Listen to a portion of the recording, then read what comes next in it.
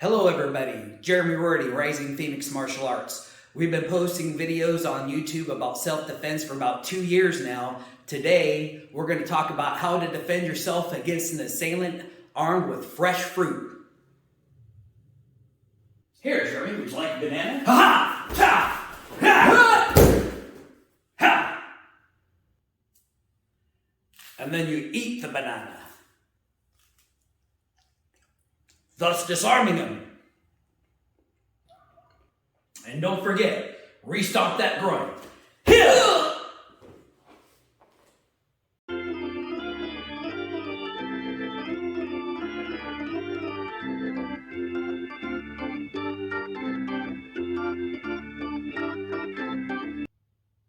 If you guys couldn't tell in our previous videos, we're obviously huge Monty Python fans.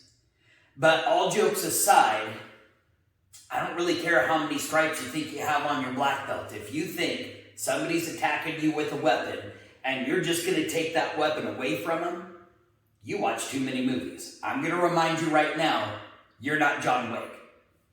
In our video about the ABCs of self-defense, we talked about awareness being your #1 tool to keep you out of trouble. You got to be able to see the danger before it happens. Be able to get away to safety at that point. Be aware when the person's approaching you, what's on their waist. That's where the bad things are kept. Be aware of their hands. That's where, does he have a weapon? Is it disappearing for that bad thing behind his back? And then if you've got that awareness out, this is the very first step in being able to avoid. So let's talk about avoiding the person with the weapon first.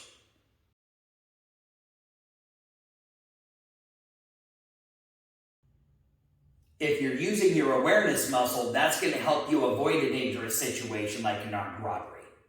For instance, you don't want to do dangerous things at night, like going to an ATM to get money. Obviously, you're at night, you're not going to see them, they could rob you. Some people might tell you, if you have to get money at night, go to a well-lit area like a grocery store where there's a lot of witnesses around.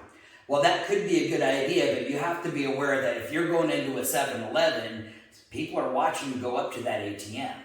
And when you're walking out of that well-lit area, it's still nighttime. So be aware that they might be waiting for you. Not that you have to be all nervous and paranoid, just keep your awareness up. You might be aware of things that are out of place, like for instance, 2 guys riding on a motorcycle. That's not common, especially here in the States. Another thing being, if you're walking down the street, 2 people are approaching you and they split up and they're trying to make you walk between them. That's not a good situation either. You might try to cross the street, or if you really feel you're in danger, try to duck into a shop somewhere where you can be safe and at least call for help if you need it. The second level of avoidance is going to be compliance. If that attacker is right there in your face and it's an armed robbery situation, you're going to be best off just handing over what they're asking for. Make sure you don't carry a lot of cash. Also have photocopies of your credit cards. That way you can call your banks, give them your credit card numbers, report them stolen, have them canceled. Now here in Oregon, it's a state where it's really easy to get your concealed carry permit. So I hear a lot of people talk about, well, I just carry my gun. If I get robbed, I'll shoot the guy. And while Oregon is a stand your ground state, you might be able to get away with self-defense in that case. But you want to kind of think about what's going to be cheaper. The enormous fees you're going to pay to the lawyers, or the small fee you're going to pay for your cell phone insurance, or the small deductible you're going to pay on your car insurance to get your car back that they were stolen. I think the deductible is cheaper than paying the lawyers. In most cases, compliance is going to keep you out of trouble, but compliance doesn't always guarantee safety. If your instincts are telling you that something's wrong and you seriously think that you might be killed in this situation, doing something is better than doing nothing.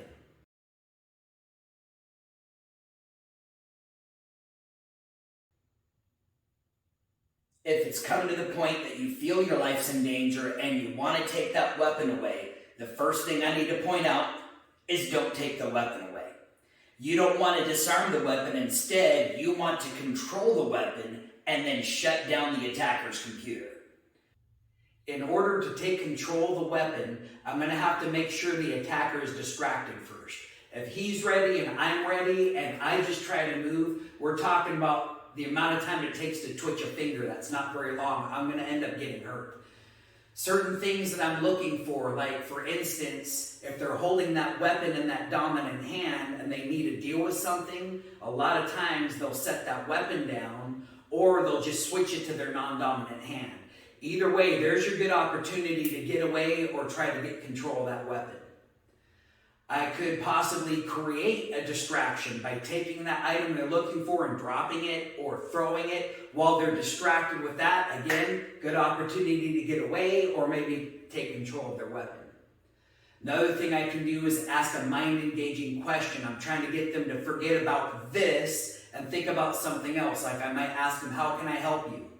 Get them to answer that question. Certain things they're asking for my wallet, I might tell them, hey, I'll give you my cash, I'll give you my cards, but there's pictures in there that are special to me. Can I keep that? And he's going to be thinking about this and what answer to give you, and at that point, there can be an opportunity for you to get away or try to control the weapon. Now, once they're distracted, you're not going to have very long. You're talking about a split second.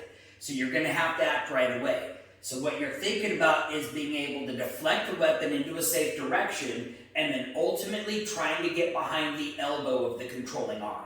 That's how you're going to control the weapon. Let's talk about how that works with the various weapons you might run into. In order to take control of the weapon, I'm going to have to understand the weapon that I'm trying to take control of. This first one we're talking about is the stick.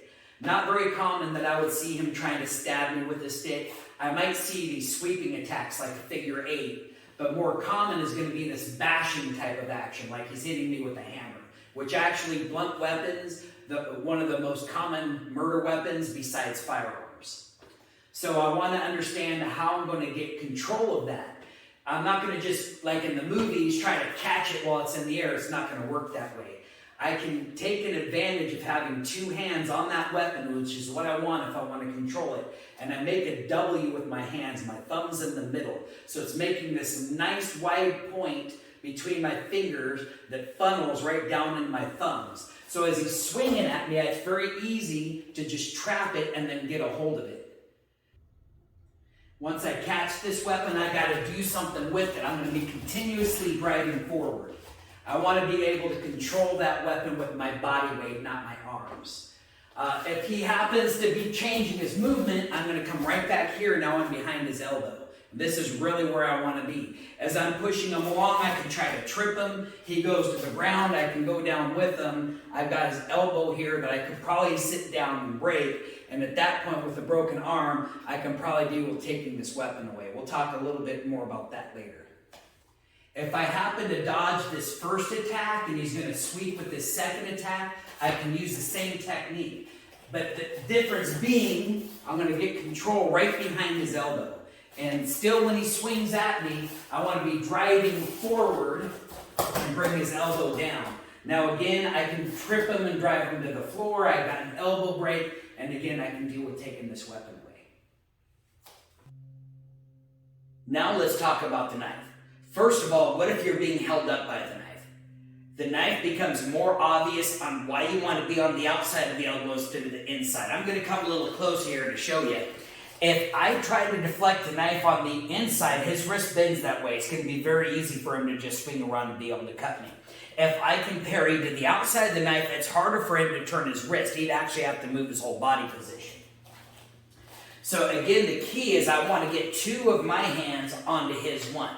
If he's holding it up at my face, I'm going to use that same W, but I'm going to drive that knife straight up. And then when he wants to try to pull it away or back down, I come right over the top of the elbow, just like you did with the stick. If he's holding it up at my chest, though, and I try to push it up, I'm going to end up stabbing myself. So the first thing I'll do is parry to get to the outside of the elbow and then get both hands on the knife, and now I'm back in this position. Just like was mentioned with the stick, if he's holding me up at the face, I'm not just going to stand here, I'm going to drive him back. If he's holding me up at the chest, I'm not just going to stand here, I'm going to be driving him forward, putting energy into the controlling hand so that he can't use it. If they're threatening you with a knife, they're probably trying to use it as an intimidation tool. Otherwise, they're coming at you and they're swinging the knife. In that case, Distance is my best friend. If he's randomly swinging that knife at me in a sweeping motion, I want to be running away. Because odds are if I try to catch that knife, I'm going to get cut.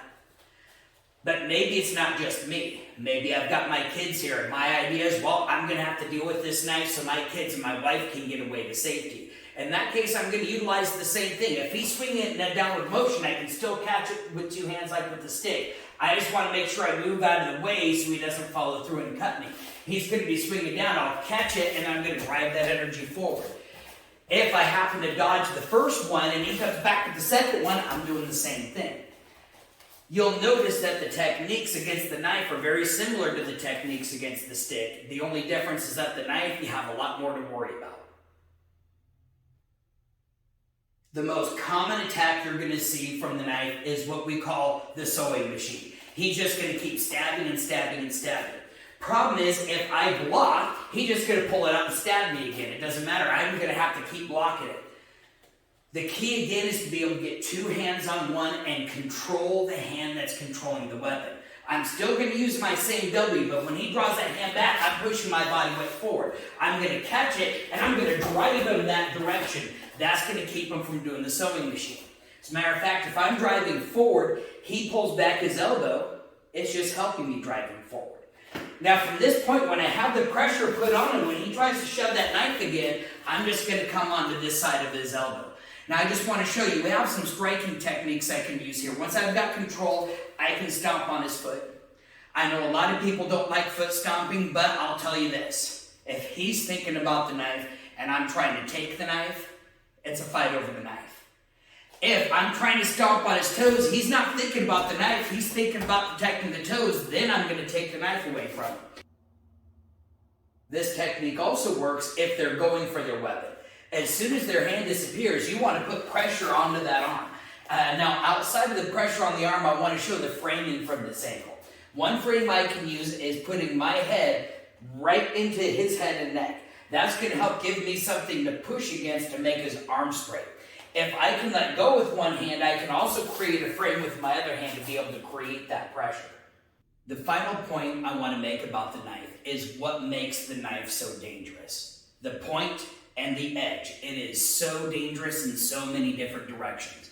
I don't care how many stripes you have on your black belt, you're not getting out of a knife fight without getting cut or stabbed. Now, if they do stab you, I mean, you see it in the movies, they pull the arrow or they pull the knife out of them, but in real life, that knife is the thing that's keeping you from getting bled out. If he's coming in at me sewing machine style, what do you think? Would you rather be stabbed once or would you rather be stabbed a dozen times? So the main thing, if he stabs me and he actually gets that sunk in, I want to grab a hold of that knife. He can let go of it with his hand. It doesn't matter to me, but I want to try to keep control of that knife so he doesn't pull it out and then I start to bleed and he stabs me again. While I've got control of the knife, I'm going to try to get control of him through the kicks, my knees. I might be able to use my headbutt. Anything that I can use, even attacking his elbow with my shoulder so that I can get him to let go of this knife and then get away to safety. When we're dealing with a weapon like a gun, main thing I have to be worried about is the business end, the muzzle. If he's trying to swing it at me like it's a bludgeoning weapon like we talked about earlier, most cases if they're using it as a bludgeoning weapon, they're not going to try to shoot you with it. So in that case, I might be lucky enough to get a weapon disarm on somebody like that. Right here, the way I'm seeing it, he's not holding the weapon right at all. It's being held flat. He's only got one hand on the weapon, so I know this guy's not very well trained in it. Again, this is just an intimidation tool. When I'm dealing with this weapon, I want to get both hands on it. So I'm going to move to the side, I want to grab that slide or the cylinder if it's a revolver, but I also want to get my second hand right on the weapon here. So I'm moving to the side, I'm getting both hands on the weapon, and I'm driving down right behind his elbow. Now from here I have control of the weapon. If I wanted to, I can deal with taking this gun away. In the case where he's holding this gun the right way, he's got two hands on the weapon. I know he's probably trained with it. He's trying to have good control of where his shots are going. My technique doesn't change much. I'm going to have to get my hands up, I'm going to have to wait for him to be distracted, and I'm going to have to get a hold of that barrel pushing it offline. My other hand still has to try to get control of this weapon. He's got his hands here in the way. So for me, my best thing is I like coming in and I grab the top of his forearm. And it's not like I'm trying to catch it like it's a baseball, but I'm open hand. When I feel the top of that, I'm grabbing it. So when I combine those actions, I'm coming behind his elbow here. I have control of this hand that I can now use to pull that off of his gun. And then from here, I can deal with taking that gun away. I will get more into how this is going to work.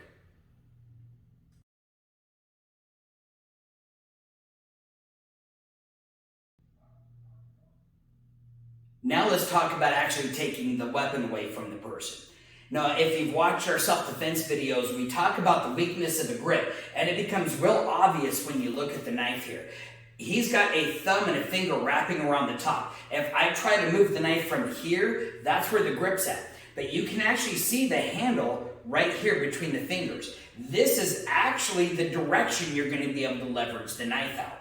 In the case where I've got both of my hands on it this way, that might be pushing the knife from the bottom up towards the tip of the finger to get it to let go. That same thing will end up working on a stick. Again, I'm not going to just go for that. Well, I've got control. I'm going to be stomping. I'm going to be striking, and then I'm going to get rid of the stick or the knife once he's distracted. Now, if you look at the pistol, the weakness in the grip is in the same spot. This is the area I'm going to try to be taking the gun out of. So if I've already deflected the pistol and I've got a hold of the wrist, or even if I've got a hold of the gun, I've got two ways I can get rid of it. One is I'm going to take the tip of the gun and I'm going to point it back towards him. And you notice how that's just peeling this part right out from his finger. Now here's the key I want to show you. When you're practicing this, don't put your finger in the finger guard or anywhere around the finger guard, because if it gets caught in there, boom, he's shooting himself with the gun, but I'm also breaking his finger. You don't want to break your finger in practice. So when you're holding the gun, make sure you have your fingers completely around the handle and away from the trigger guard. The other way I can get out of this is if I've got the wrist instead of the hand, I can pull the wrist and I can push the gun, and that similarly takes that handle and pushes it right out of that point in his grip. And then I can step away and I've got the business end of the gun. This video has mainly been under the assumption that you have an attacker with a weapon and you don't have a defense tool of your own that you've deployed. So you're having to deal with this guy unarmed. If you do have a self-defense tool that you're going to use, you don't want to go for it while they already have their weapon drawn on you. That's going to be that opportunity for them to hurt you while you're trying to go for your weapon. You're going to have to wait your turn, create a distraction, create some space before you can get that weapon out.